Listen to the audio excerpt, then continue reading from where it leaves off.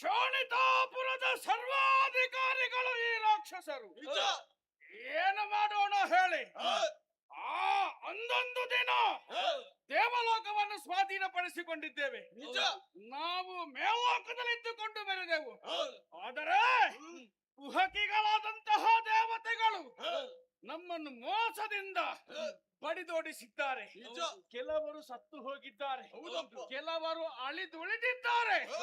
ಆದರೂ ಎದೆಯಲ್ಲಿ ಛಲವನ್ನು ಬಿಡದೆ ನಾವೆಲ್ಲರೂ ಮತ್ತೆ ಒಂದಾಗಿ ಸಂಘಟಿತರಾಗಿ ನಾವೆಲ್ಲರ ಜೊತೆಯಲ್ಲಿದ್ದೇವೆ.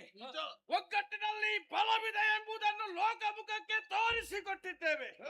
ಮಾತ್ರವಲ್ಲ, ಮನಸ್ಸಿನಲ್ಲೂ ಏನೋ ಒಂದು ರೀತಿಯ ಅಸಮಾಧಾನ. ನಮ್ಮ ಸಾಧನೆ ಸಾಕಾಗದು, ಇನ್ನೇನು ಮಾಡಬೇಕು?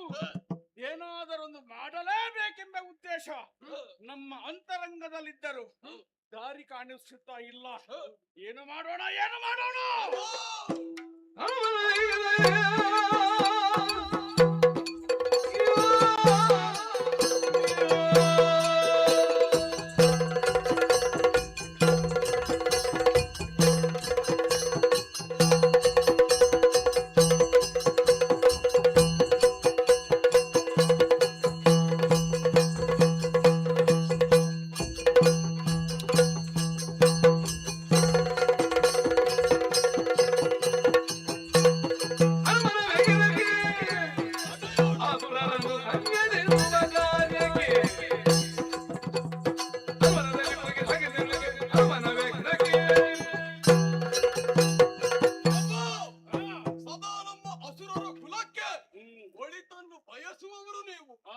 ಏನಾದರೂ ಸರಿ, ಈ ಸಾಮ್ರಾಜ್ಯವನ್ನು ಬೆರೆಸಬೇಕೆಂಬ ಉದ್ದೇಶದಿಂದ ನಡೆದು ಬಂದವರು.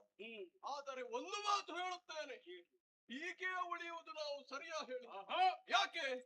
ನಮಗೆ ಅವಕಾಶಗಳು ಸಿಕ್ಕಿರಬಹುದು, ಸ್ವರ್ಗದ ಮೆಟ್ಟಿಲನ್ನು ಏರಿರಬಹುದು. ಆದರೆ ಈ ಹೊತ್ತಿಗೆ ಬಂದಂತ ಒಂದು ವಾರ್ತೆ ಹೀಗಿದೆ. ಹೇಗೆ?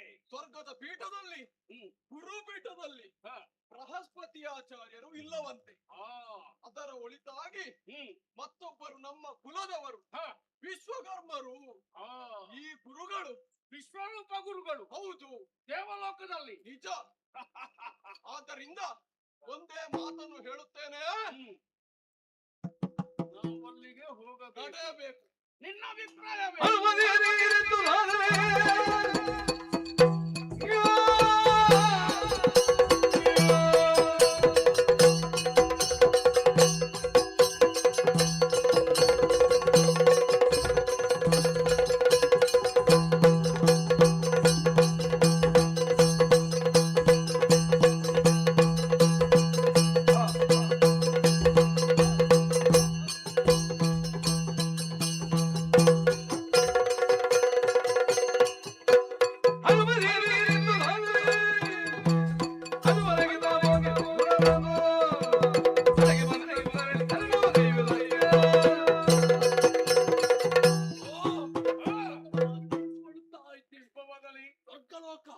ನಮ್ಮದಾಗಬೇಕೆಂಬ ಕನಸಿನಿತ್ತು. ಈ ಹೊತ್ತಿಗೆ ನಮಗೆ ದೊರಕುತ್ತಿಲ್ಲ. ಯಾಕೆ ಕಾರಣ? ಗುರುಬಲ ಇಲ್ಲ. ಗುರುಬಲ ಇಲ್ಲಂತಾದ್ರೆ ನಾವು ಏನ್ ಮಾಡುದು? ನಿನ್ನ ಅಭಿಪ್ರಾಯ ಸಮಂಜಸವಾದುದೇ.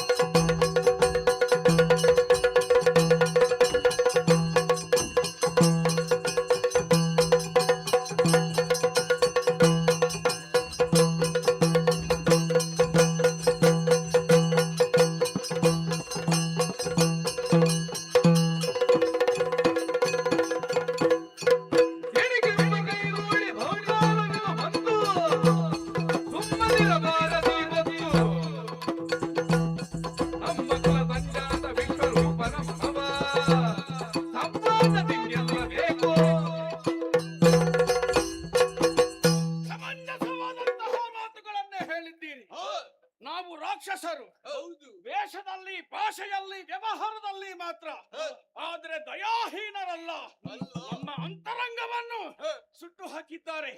ನಮ್ಮ ಮನಸ್ಸನ್ನು ಚೂರು ಚೂರು ಮಾಡಿದ್ದಾರೆ. ದೇವತೆಗಳಿಗೆ ತಕ್ಕ ಪಾಠ ಕಲಿಸಬೇಕೆಂದಿದ್ದರೆ ನಮ್ಮವರೇ ಆದಂತಹ ಗುರುಗಳ ಬಳಿಗೆ ಹೋಗುವುದು ಸರಿಯಾದ ಸಮಯವಿದು. ಹೋಗೋಣ, ನಮಗೆ ಬೇಕಾದನ್ನು ಕೇಳೋಣ. ಹೋದಂತಹ ನಮಗೆ ಏನು ಇಲ್ಲ ಅಂತ ಹೇಳುವುದಕ್ಕೆ ಸಾಧ್ಯವಿಲ್ಲ. ಅಂದು ಮಾತನ್ನು ಕೊಟ್ಟಿದ್ದಾರೆ. ರಾಕ್ಷಸರನ್ನು ಉಳಿಸುವುದಕ್ಕಾಗಿ ಬೆಳೆಸುವುದಕ್ಕಾಗಿ ಸದಾ ನಾನು ಸಿದ್ಧ ಎಂಬ ಹಾಗೆ ಹೇಳಿದ್ದಾರೆ. ಈ ಮಾತು ಈಗ ನಮಗೆ ನೆನಪಿಗೆ ಬರುತ್ತಾ ಇದೆ. ಕಾಲ ವಿಳಂಬವಲ್ಲ, ಬೇಕಾದ ಸಿದ್ಧತೆ ದೇವಲೋಕಕ್ಕೆ ತೆರಳೋಣ.